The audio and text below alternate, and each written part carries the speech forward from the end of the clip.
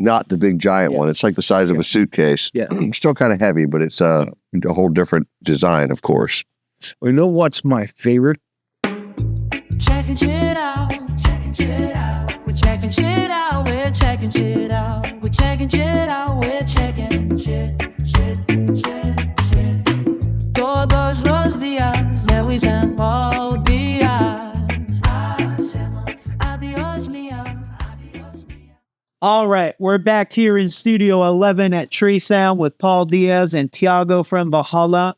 He brought us some toys today with his trip down here to showcase some of the Yoden series of Valhalla amps. And we got some pedals to check out. The Pete Cornish, most expensive pedals on earth. Yeah, and we really want to hear how they sound too through the beautiful effects loop of the Valhalla amps. Yeah. And we're running all three of them through the effects loop, right? Yes, correct. And we got a chorus, a flanger, and echo, right? Yes, correct. Perfect. Well, let's roll the intro. Do I forget? Got it. What did you call it? The intro. Oh, I thought you were about to fart or something. And we're back. So, Tiago, tell us a little bit more about these pedals. Well, these pedals are made in the UK by Pete Cornish, who has been doing guitar systems for Brian May, Jimmy Page, Dave Gilmour, Andy Summers, Paul McCartney, Roger Waters from Pink Floyd also. He uses his stuff on bass. And he's been doing guitar systems since the 70s. And during the late 2000s, he started doing those three pedals in a pedal format. Those three effects, the echo, the chorus, and the flanger. Because he used to add them to the pedal boards that he used to make for the artists. But then in the late 2000s, he started offering them as a standalone units. So that's when I got mine once. And since I think they some of the very best sounding units in the market, I thought, that would be cool to demo the Valhalla effects loop with those pedals through. Yeah. But yeah, my personal opinion, probably the best pedals ever built. They definitely look like tanks. Yeah. They all have an internal power supply, right? They do. They're not relying on a crappy little wall wart or something. Yeah. And Pete also, everything he does, it's military grade wire. Yeah. So, and probably that's why the military, the kind of look that they have. It does look like the cockpit of a fighter jet. Like old school, any of the really old stuff, old Neves, old SSLs especially, it's all military grade, old Ampex tape machines. Right. In fact, side note, not to get too distracted by it, but I went to the Titan Missile Museum, and when I was leaving the museum, I noticed a flat pack computer made by a company called Computer Automations. Same company the same SS7 computer I have on SSL number 11. Oh. Same exact computer. And I looked at it and I was like, it's frightening. Yeah. But to make the point about the connection between military stuff and audio, and then a little further down the museum, they showed, they had one of the gyroscopes that control the guidance system. They had it on display. It's like this big thing. And it has all these relay cards stuck in it. And I noticed that the relay cards had the same relays as my Ampex tape machines. And I was like, the most powerful missile on the planet Earth was controlled by a relay that I often have to smack with a screwdriver to make it work, and a flat pack computer that can barely run my SSL. And that was in charge of the most powerful thing on the planet. That's kind of scary. Yeah.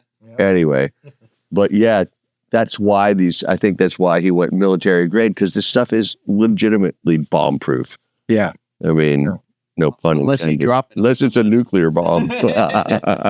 Yeah, because these things, you can hit someone and they'll end up in the ER room very quickly. Yeah, they're kind of heavy, right? They're not. You know what? The power supply is heavy. You can tell the transformer stuff is here, but they are. They look super military, and we have to point this out because the first thing I noticed, and it's just bizarre. I'm going to say it's just bizarre. This is one of the nicest, best sounding pedals in the world. Yeah. Super high end. I mean, we've been listening to them. They're all unbelievably amazing. But all the labels are made like with a P-Touch labeler. Yeah.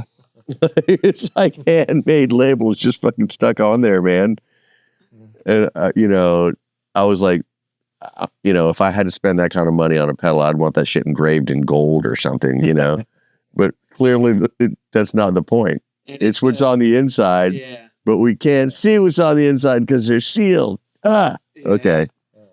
And One it's day, of those ironies, right? right? It's like, whoa, what is value? What is value? It's how it sounds. It's Clearly, subjective, it's too. not the Yeah. labels Yeah. for sure. And then not being able to see inside. If enough people like this video and subscribe, then we'll get the money to bust one open and see what's inside. Against his will. That's right. We'll just drug him, and then when he's out, we'll just bust it open, do the video, put it back together. Absolutely not. No way. No, but really, what would happen is it would just ruin the value. It wouldn't ruin the pedal. It would just ruin the value of the pedal. Yeah, but if you open the seal, also you lose the warranty. Yeah, and you let the magic out. The magic escapes, and it'll never be the same. There are, truth be told, there are pictures of some of his pedals open Right. line, and I showed you one yesterday. Yeah. I know. I remember seeing it because I remember going, "Ooh, it's got the good shit." Yeah, because So yeah, you see a pedal this big, you would imagine like, oh yeah, there's like a couple of knobs here and the switch here and a couple of components here, and that's it. And no, you saw that. I saw it. Everything from all the way here to all the way here, it's packed with packed full of goods. Yeah, Yeah. and like I said, the high quality goods, not just you can tell right away. But that's why I wanted to open it and look. Yeah. So I was like, let me see the good shit. Well, let's hear it now. We're Wow. talking about it. Let's hear it. We're talking What do we shit. got first, Now let's Tiago? check shit out. Well, let's go this way, and then we'll start mixing them. Oh yeah. Let's start with the flanger. Let's hear it. You got it on? No, it's play it.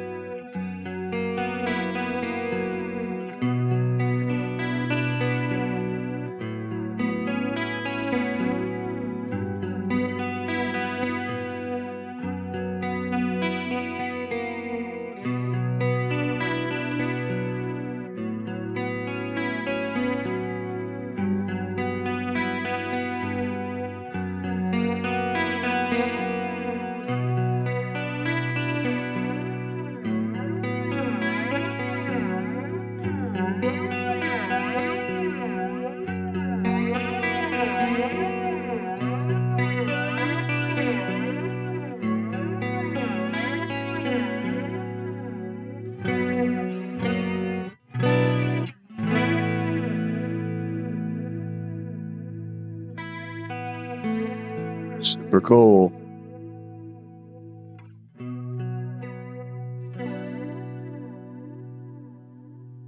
Some heavy modulation going on there. Yep.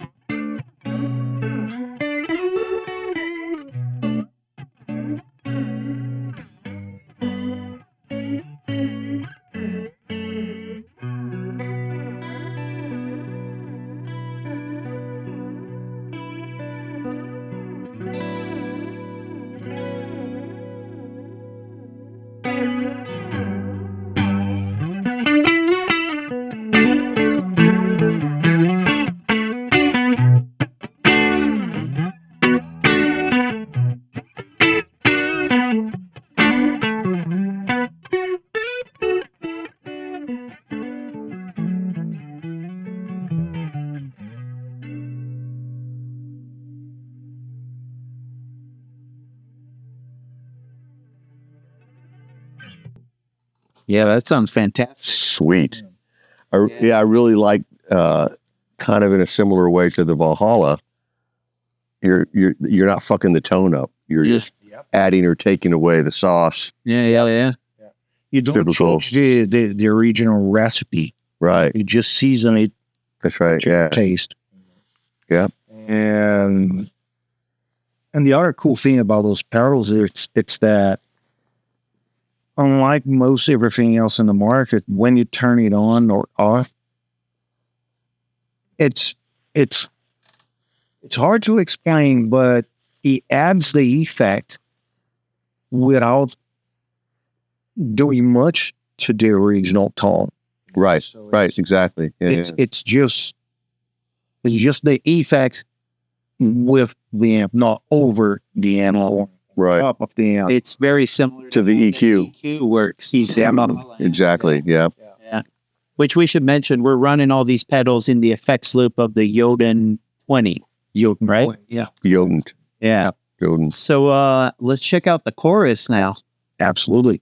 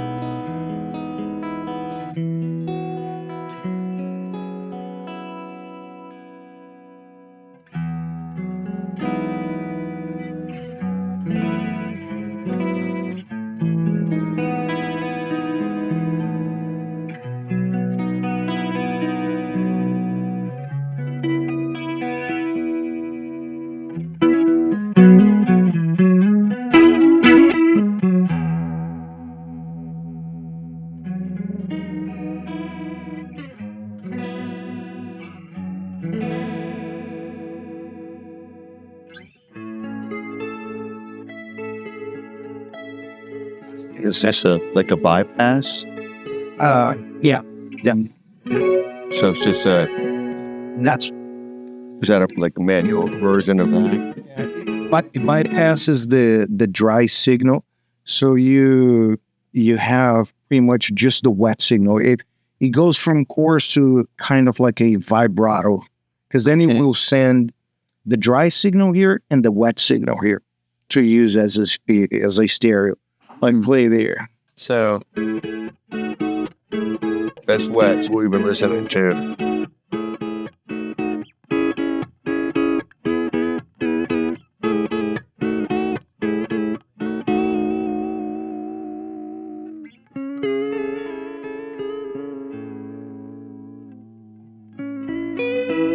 Now it's back to chorus, so it goes from like a vibrato to a chorus.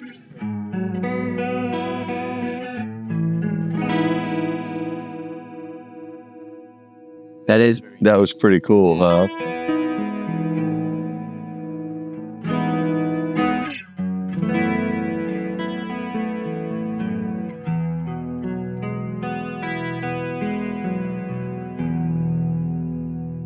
And here you have like a very subtle, slow speed type of chorus that just makes the guitar sound a little bit more wet. Yeah. It doesn't imply that much the modulation effect. But the cool thing is having those two, where the chorus ends, the flanger starts. Yeah. You know, so you have the flanger for a more dense and more Right. face modulation, like starts with the chorus. You set up the chorus like that.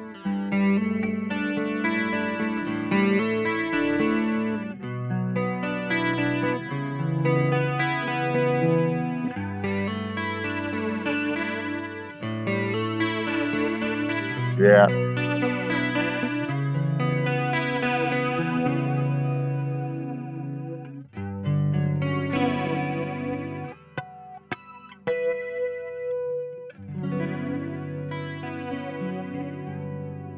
That's a gorgeous sound. Yeah. Yeah. Yeah, it is.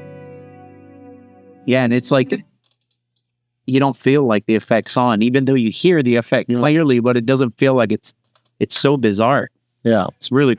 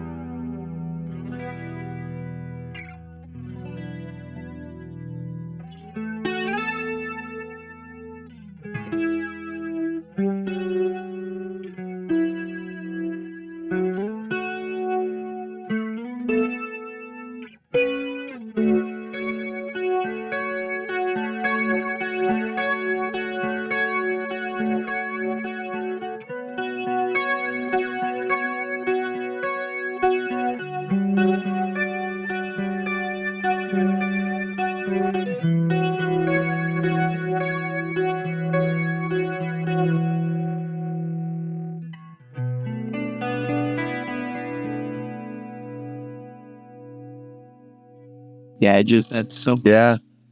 And it was super cool how when we switched off the flange right there at the end, it wasn't super noticeable. It was like, yeah, okay, the flange is gone, but the level's pretty much the same. Everything is staying consistent. Like you said, the tone doesn't change.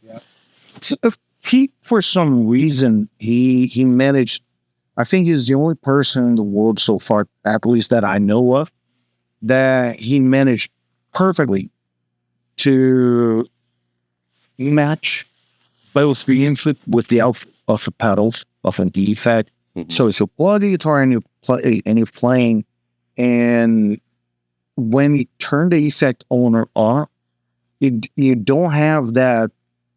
Oh, now there's something in between the Right. Yeah, exactly. It's very transparent. It's very transparent. Yeah.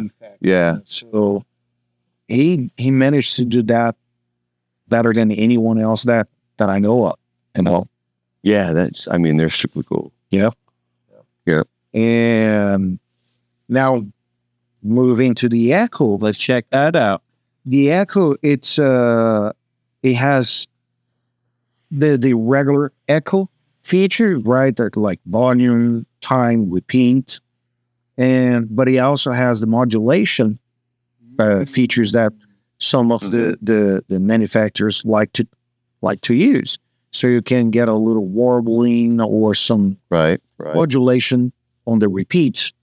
Now you also have a high-end roll-off on the repeats, which makes the repeats darker. Right. It's analog type. Yeah, Simulate like an Echoplex or something. yeah, and you also have a ×4 button, because since the circuit that he used, which is the old DD2, Mm-hmm. didn't have he said that it was kind of like very hard, if not impossible, to implement a tap The tap. Yeah. on that circuit. What he did was he included a latching switch Mm-hmm. that just adds like 4 times longer Delay. Okay. So you have So once you dial your delay, the time in, then Yes. 4 times longer. Yeah. exactly like right now. Wait. Enough like a slap back. Yeah. Now, you Oh, now you have 4 times longer delay.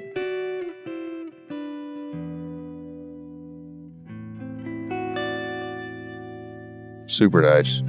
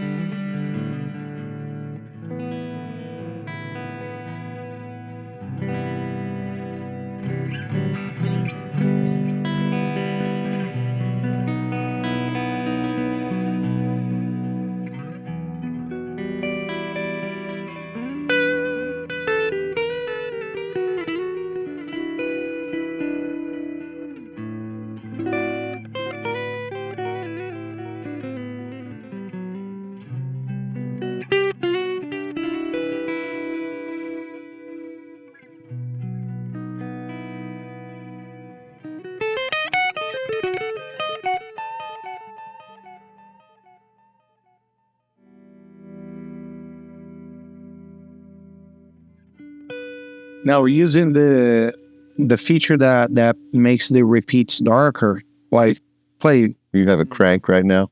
Yeah. Now it's on its brightest. Okay. No, just play one line and let it.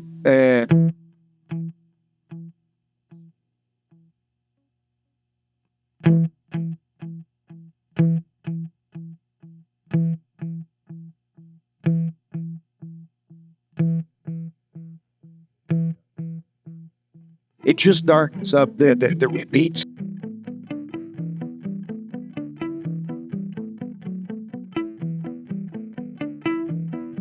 And very subtly, too. Yeah. Yeah. And that's full blast the other way.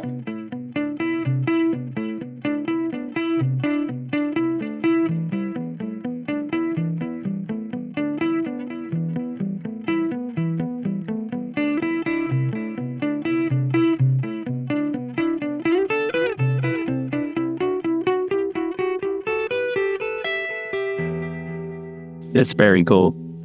Super nice.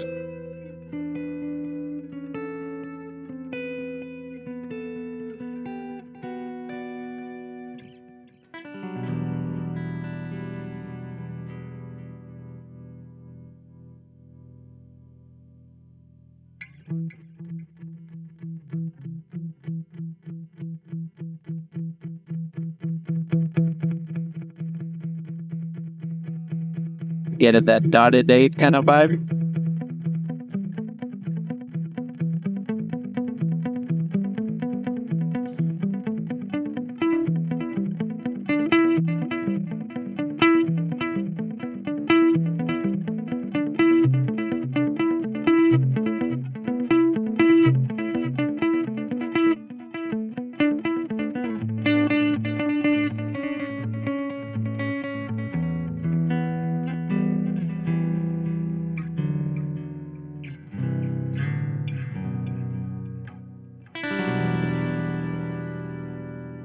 I love the modulation on it too. Yeah, it sounds weird. Good. Yeah. You know, similar to the Valhalla, it's hard to make it sound bad. Exactly. I mean, you could go to the extremes on almost any of these settings, and it's still within the realm of awesome. Yeah. It's just a different flavor of awesome. But I've yet to see either anything we've done, like on the EQ section in the Valhalla or here, that broke it. Yeah. You know, a lot of pedals, a lot of amps. You go too far, and it's like you know, it's almost like they thought, okay, these are the limits of what we want to sound good, and we're just not going to let you go past that. Yeah.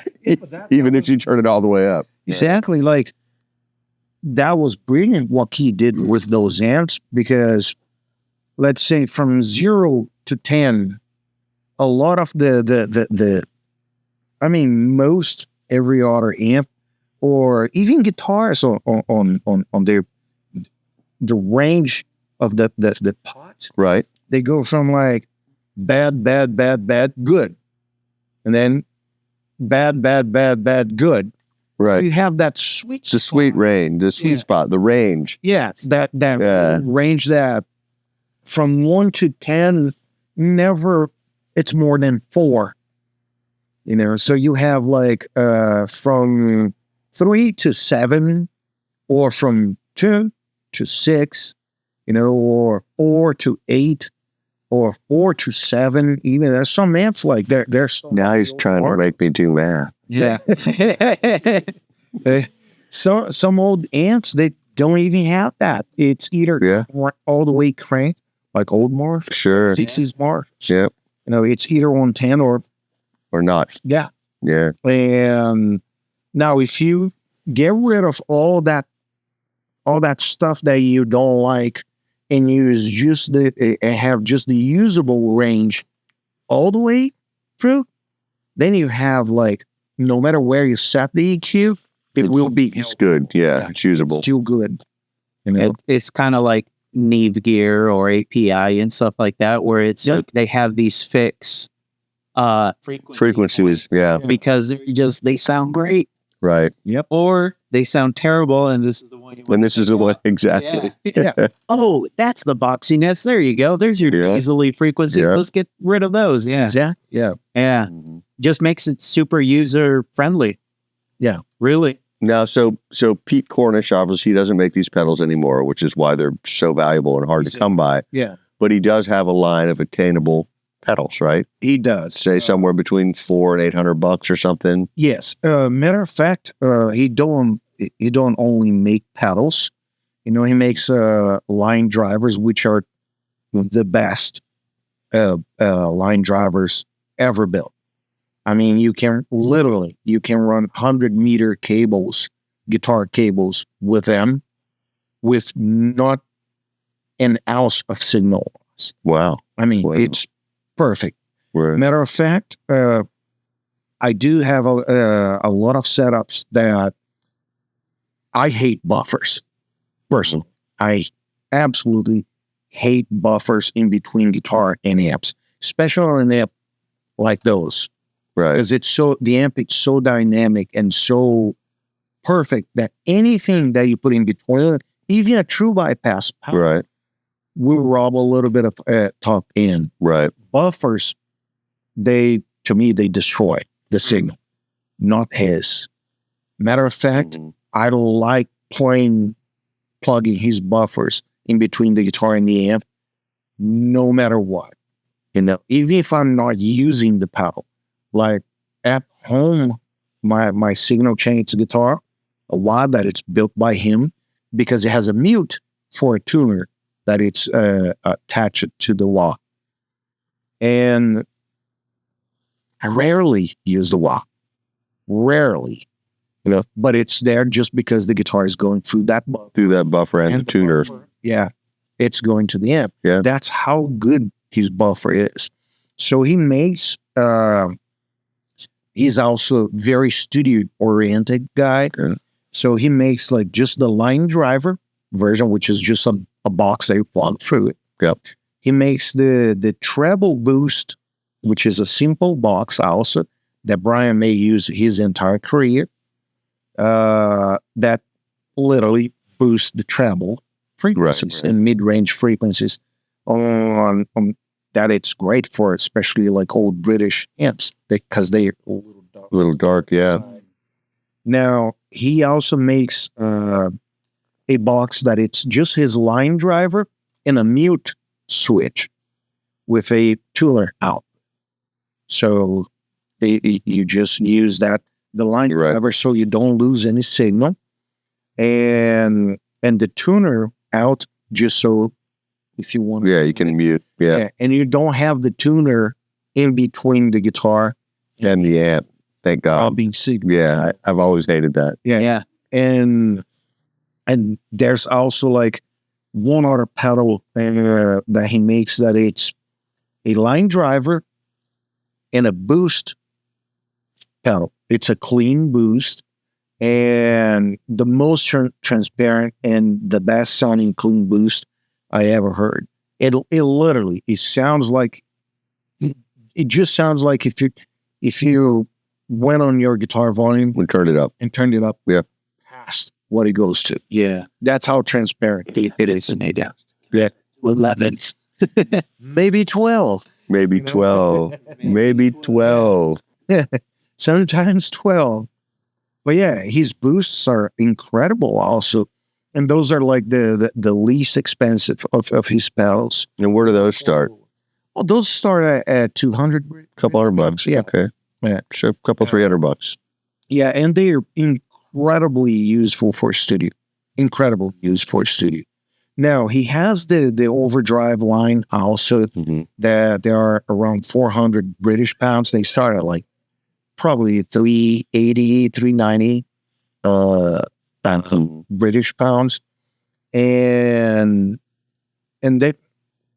they go from like a extremely transparent overdrive to a balls out fuzz. Like, I mean, probably the gainiest, nastiest fuzz I ever heard in my whole house. He had to specify British pounds because he's from California, where it could mean different kinds of pounds. Yeah.